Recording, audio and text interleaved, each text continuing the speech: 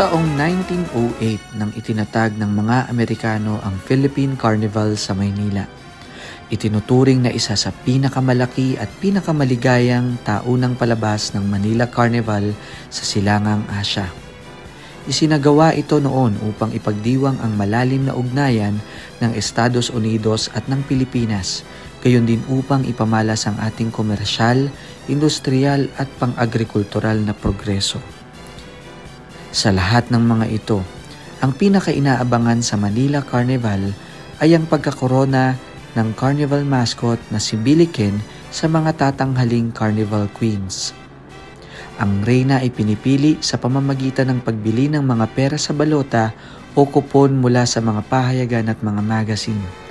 Sa pagpapatupad ng unang yugto nito, sinasabing nilimitahan ang patimpalak sa mga anak lamang ng pinakamayayamang pamilya mula sa kabisera ng Maynila.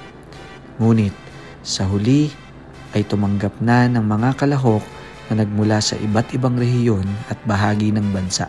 Kaya naman mas sumigpit ang labanan sa pagitan ng mga kababaihan.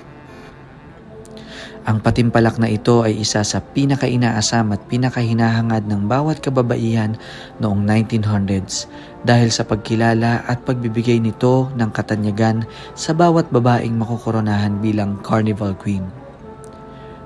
Noong 1926, nakapagkorona pa ng huling Carnival Queen at pagkatapos ay tuluyan ng pinalitan ng titulo nito bilang Miss Philippines hanggang sa kasalukuyang Binibining Pilipinas.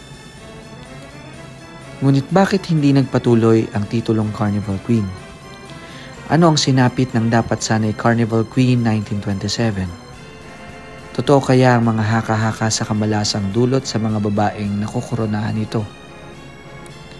Nasaan na ang mga dating reyna at ano ang nangyari sa kanila? Ano ang itinatagong lagim ng Manila Carnival sa mga Carnival Queens?